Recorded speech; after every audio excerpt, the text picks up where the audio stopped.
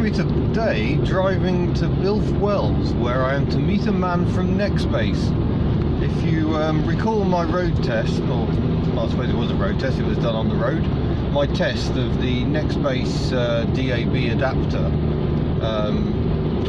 it didn't go very well, and I ended up feeling very disappointed by the device. It's actually got worse since then, and it doesn't seem to work at all anymore. I got a brief flicker of life out of it today, and now nothing. So I'm off to see a man from Nextbase who reckons he can improve matters. They were interested to know that it was so badly affected by other devices being plugged in. So well, my rear washer jet's all frozen up. So yeah, I'm gonna go and see him and see what they do, see what they say. Well, that's been a useful session with Kerry from Nextbase. He's one of their tech engineers, looks after these DAB units. And I should declare first of all that Kerry contacted me after seeing the video review on YouTube. So I didn't contact Nextbase with my disappointments with the DAB unit. They contacted me. And we've had a look into some of the issues. It seems the interference issue is down to my cheap Chinese adapter, wherever it's gone. There it is. That's a 2-in-1 adapter, and you know, I managed to identify it in the first review that it was getting very badly affected by other items charging, and that is true, it does. Although interestingly, I've got another 2-in-1 adapter, and that doesn't cause the same issues. I was running the dash cam very happily this morning with no issue at all. So we've done that. Kerry also updated the firmware, because they've actually listened to my review on that first video, where I said it was really annoying that if you're partway scrolling through a menu, keep an eye on this overtaking focus, and get distracted by an overtaking focus, and then go back, it's gone back to the start menu. They've changed that to leave it longer, so you get more time to deal with whatever's on the road. I mean, they can't change the functionality of the unit too much, so it's still going to be fiddly, and my address book is enormous, so trying to scroll through it on this little device, frankly I think that's best avoided, and I shall just avoid making phone calls. That's worked for me very well for as long as there have been mobile phones. That technique shows no sign of failing yet. If you don't want to be distracted by your mobile phone, don't use it.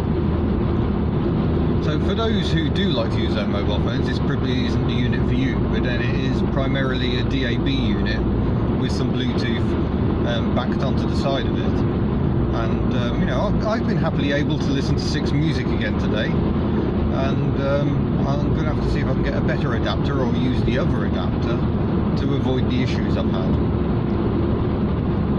The impression I got is that Nextbase are keen to deal with issues. It feels like a fairly small company, and it's very difficult to get an impression of a company from one person, but certainly Kerry was filled full of enthusiasm for the products and was genuinely keen to try and solve my problems, and that's really all you can ask for in a company.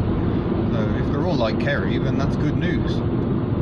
I'm still doing the dash cam review, and we'll come to that another day. I don't feel I've tested it enough to comment yet, so I've got more testing of me using it to do, and there'll be a review forthcoming on that. But yeah, I'm glad Nextbase got in touch. It's been an interesting experience. I will declare I was bought lunch, so but I am still maintaining my independent streak. It was a bacon sandwich and a cup of tea, and it was very nice, but I'm not going to change my overall view of the product, which is it isn't quite what I'm looking for. But it's nice that a company will take note of feedback, and one thing Kerry said is that they do a lot of firmware updates based on feedback from not just me. They do apparently listen to customers as well, and so if you want to know what's going on, keep an eye on the website and you'll find out when there are firmware updates. Kerry showed me how easy they are to apply, and it really is a piece of cake. There is another issue I've had with this unit, in that the power cable seems to stop working. I can't comment more on that. Perhaps by the time I've edited this, Kerry will have investigated and emailed me. But there clearly was a problem with my power cable. Not a huge one, because you know, like most people, I've got more USB cables than I know what to do with. So I've used it today with a different cable. But yeah, it's going to be interesting to test this unit further and see if it can now get close to living up to my expectations. Well, I've got Taylor Swift playing very quietly in the background, and I'm in the middle of nowhere. I wasn't expecting to get reception here. So is that the firmware update, or is it because I'm now using a different charger? You'll note I've swapped my DAB kit to the... I'll just turn that down so I don't get copyrighted. I've actually changed to the Lexus. So Nextbase gave me another aerial, which is now fitted here. It still seems to be stuck to the windscreen, so that's always good. And yeah, it seems to be receiving quite well. So I'm now using a ring charger, double charger. So I've got the phone and my phone and the DAB unit. I've also got the dash cam in here, but the dash cam's running off a 12-volt power outlet in the rear door. This car thankfully has more power outlets, so that's quite convenient. But yeah, so far things do seem better. So there you go. I'm not just saying that because they bought me a bacon sandwich. The truth is, I'm driving along the A44. It was a bit broken up at the Pontewood end, where frankly you can't even get FM. But yeah, I will keep testing this all the way to Birmingham. So onwards. So the only problem I've got with my radio DAB adapter, on the Lexus I haven't got an auxiliary slot, so it has to use the FM transmitter, and it's struggling a bit because it's so cold the aerial's frozen solid and won't actually come out of the boot. In fact, this car is proving a bit hopeless in cold weather. The wipers keep freezing up and I've got no washer jets either, so I'm a little bit disappointed with that. I was expecting a quality car to cope better with a British winter. I'm sure they get winter in Japan as well. But yeah, its reception's still working really well, so I'm having a much better time of it. Ooh, Michael Jackson. But I've just driven through an area where, certainly in the Honda, the FM signal really struggles.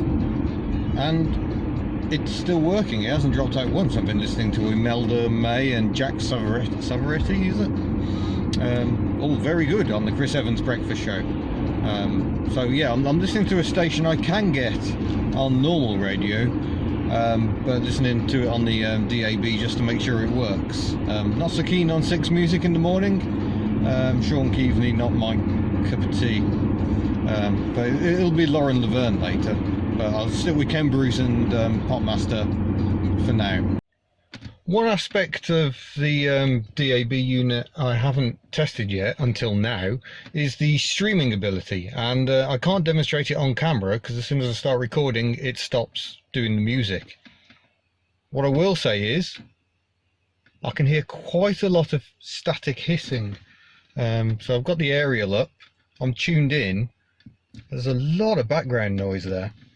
I'm getting a few clicks on the playback as well, which could be it's not the highest res file, but while it works, I would say this isn't what this unit does best. I think it's better for yeah, good old DAB, which of course doesn't work where I am in Wales at the moment. So yeah, again, it's functionality that's there, but it's not perfect. I seem to be getting some interference on the FM transmitter, so I need to try and... Oh, if I put my hand on it, it works perfectly. If I take my hand away, it breaks up all over the place. So I'm going to see if I can find a better frequency. Well, the good news is I've got my 6 music back. That's Kerris Matthews there, doing a sterling job, and it's not been entirely problem-free. Driving through the centre of Birmingham, I was just picking up too much interference from other stations. having a very difficult time to try and find a clean frequency. Now I'm back out on the M54 in the middle of nowhere. It's much easier. I'm using 87.7 at the moment, which seems to work quite well from here all the way home. So I will continue to do that. So yeah, in conclusion, meeting with Nextbase, we have improved things. I've found a charger solution that doesn't disrupt the signal quite so much. But yeah, it still feels a bit of a clunky solution to what is a big problem, and the big problem is wanting to listen to 6 Music or other DAB stations in my Lexus. So this is a car where I don't want to replace the head unit. I really like the head unit. I don't want to get rid of it. So yeah, it works, but it's not brilliant. But it is better than it was. And that's all I can say, really. Thanks to my friend Matt Richardson for phoning while I was driving along the M54 the other day. So I got to test the phone functionality, and that seemed to work. We held a conversation. But if I have to scroll from my phone book, that's quite distracting and should perhaps be avoided if I'm driving along a motorway or anywhere really. So there you go. There's an update on the whole Nextbase scenario. There will be a dash cam update coming up. It's still recording away, hiding up there at the moment, and I shall see you again in a future video. Farewell.